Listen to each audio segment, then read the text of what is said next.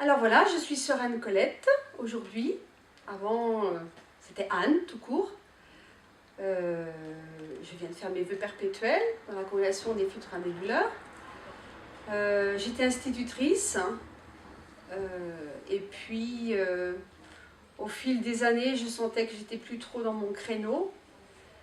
Et j'ai ressenti un appel. Et petit à petit, j'ai pris du large, jusqu'au jour où j'ai compris que j'étais faite pour être religieuse, que le Seigneur m'appelait. Donc là, quand j'ai compris, je dis, je fonce. J'y vais, enfin, pas du jour au lendemain quand même. Et puis, voilà, j'ai démissionné de mon travail. Et donc, j'ai commencé mon chemin dans la congrégation des filles de Notre-Dame des Douleurs. Voilà. Avec les personnes âgées. Voilà. Sœur Anne-Colette ne me l'a pas dit carrément, ouvertement, mais un jour qu'elle était venue en stage dans ma classe,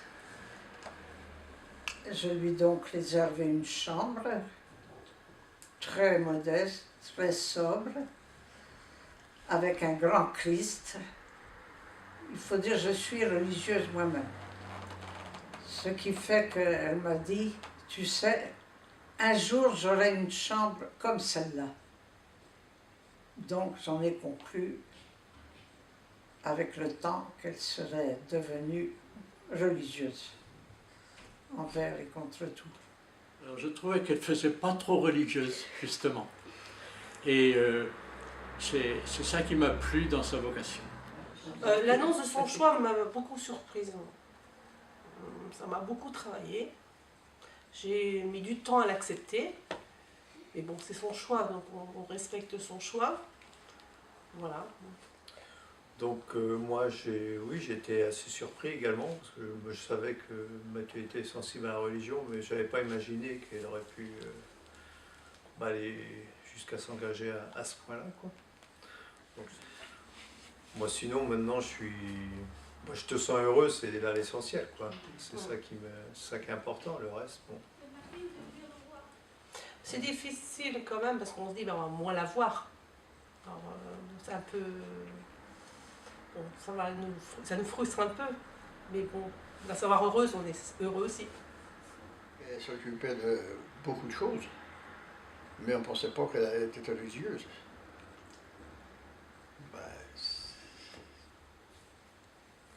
On était surpris. Oui. Pour moi, je n'ai pas été très surprise, je trouvais qu'elle avait du mal à trouver sa route, et depuis, tout est changé.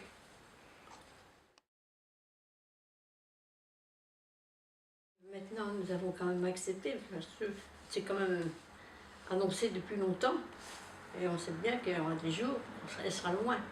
Mais on se voit, on se contacte par téléphone surtout. Ouais. Et ça, c'est agréable, forcément. La petite demi-heure, à peu près.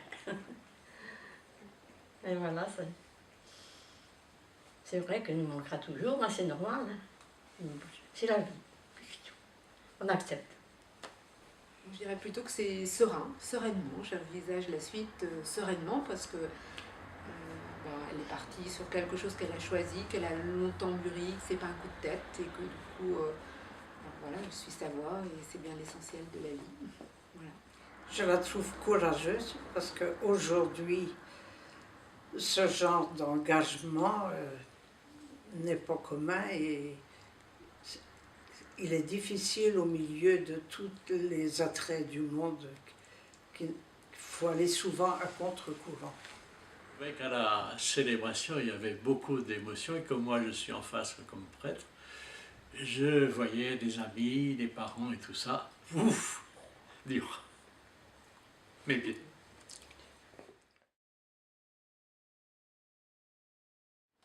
Alors, à une jeune fille qui sent un appel du Christ, un appel à la vie religieuse, alors il faut décerner, hein, mais si elle ressent vraiment cet appel, où que ce soit, il n'y a qu'un mot, qu'elle y aille, qu'elle fonce, et elle trouvera vraiment la paix. Parce que j'ai vraiment trouvé la paix, parce que ça a été tourmenté avant, mais